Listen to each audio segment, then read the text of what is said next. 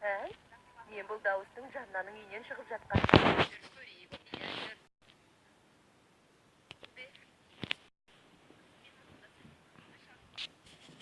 Шаруаның бәрін ертеңге қалдыр. Мен сенімдімін.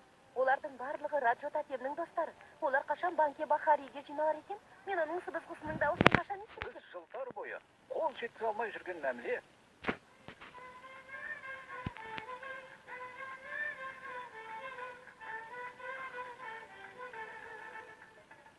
Бұл болсын сый.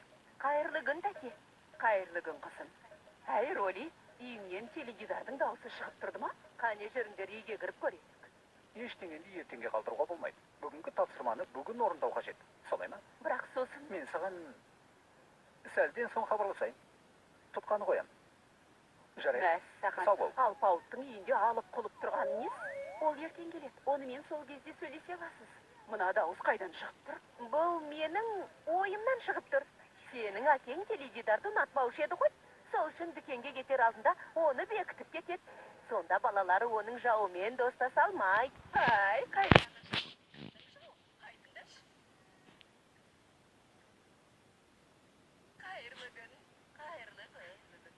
Раджо, жаңа бауырыңның бұл дүниеде бірақ жауы бар. Ол теледидар емес, сол себепті күнде таңертең оны бекітіп кетеді. Бірақ бізде бір шебер кілт бар. Та-та-та-та, біздің Роли. Барлық қиындықтан шығаратын осы қыз емес пе? Иә, тәте. Бұл сөзіңізбен толықтай келісем. Әй, Мина, құрбыларыңмен көріспейсің бе?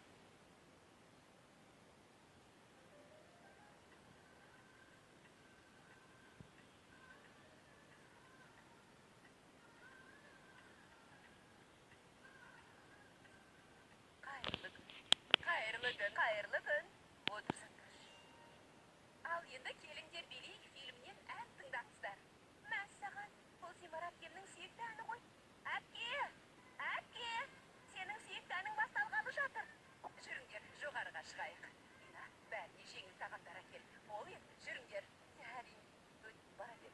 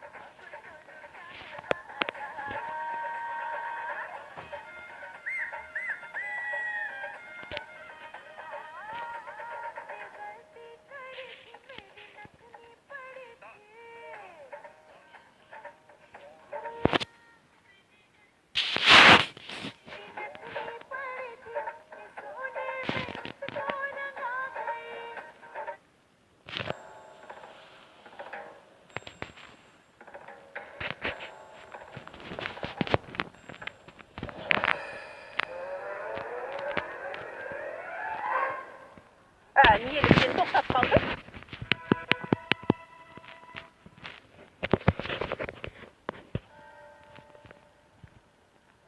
Әй, Роли, сен неге қарап тұрсың? Тезірек қоңырау шал. Жоқ, тәте. Мен оған қоңырау шалмаймын. Сол Роханның түрі маймынға ұқсайды. Мен оған екі рет айттым. Енді оған ештеңе де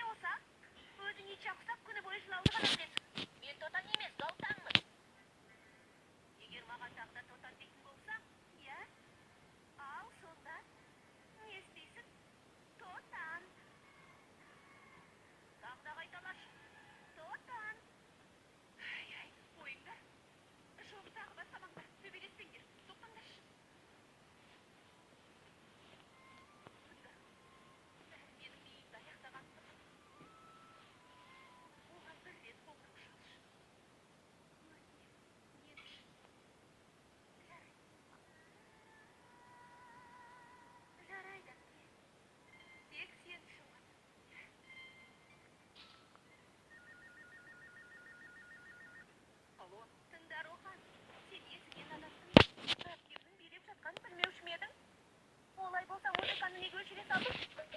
Бұлай істеуге қалай дәтің барады? Бұл жоқ, сіз нөмірді қатетердіңіз. Бұл музыкалық орталық емес, бұл Тивари мырзаның үйі. Өзімен сөйлесесіз бе? Ол осында. Ол кім, Рохан? Нөмірді қатетерді, әке. Құдайға шүкір.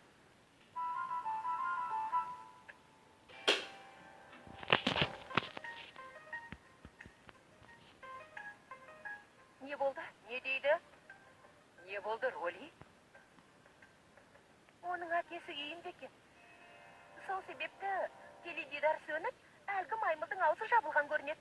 Бірақ Тивари көкей теледидардың дауысын қалайша естіген? Мүмкін бүгін есту құралын жөндеткен болар. Басқа не болушы еді? Құдайым ай. Бүгінгі сауық сайран осымен аяқталды. Соғанда жабырқайсыңдар ма? Мен бармын ғой. Мен ән айтайын, ал сен билей бер.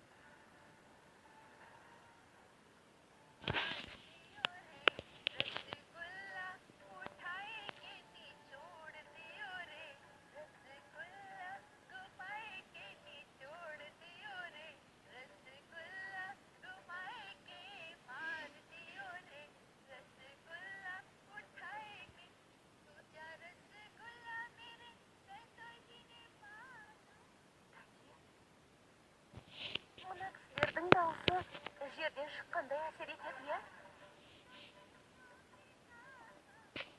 Қымбаттым. Әке?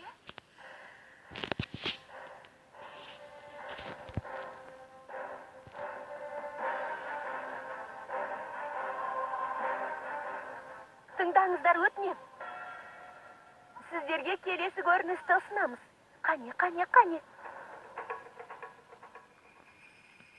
Егер тірі қалғыларыңыз келсе, қашыңыздар. Жабаусыңдар. Апа, оны маған беріңіз. Әтке жүр, кетіп қалайық. Әйтпесе тәртіп туралы дәріс тыңдауға мәжбүр боламыз. Кеттік.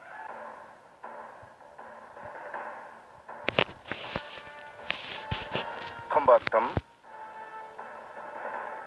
Ай, Жанна, сен келдің бе? Ерте келіпсің ғой. Біреудің үйіне барамын демеп пе едің? Иә, әпке, баруым керек болған. Бардым да. Шарма мырза мені кешкі 5-ке шақырған. Сағат 5-те сонда болдым, ұзақ күттім. Сосын жауапкершіліктен жұрдай адамды текке күтіп, уақытымды зая кетірудің қажеті не деген ойға қалдым.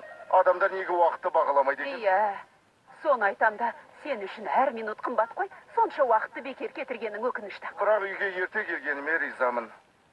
Тым құрыса көршілердің бізге қалай қауіп төндіретін байқадым.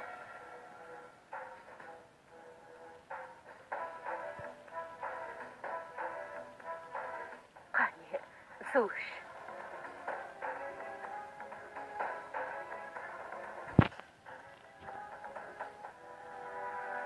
Мен саған шай демдеп әкелейін.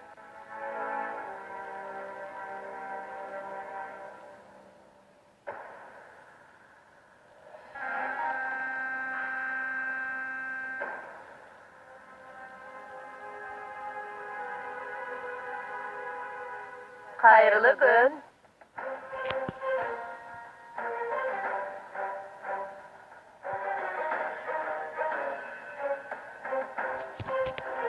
Қайырлы күн. Сен еш алаң болма, Раджо. Разгулла бар ғой. Бір күні оны саған міндетті түрде әзірлеп беремін. Жарай, жақсы. Бұл жөнінде кейін сөйлесейік. Кездескенше. Сау болыңыздар.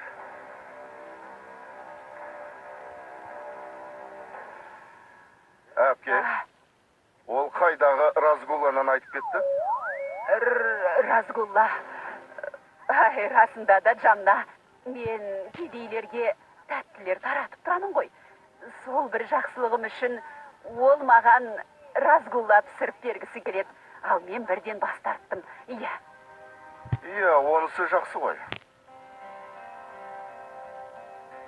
Бірақ мынаны айтшы, бүкіл аудан біздің үйге не үшін жиналып алған?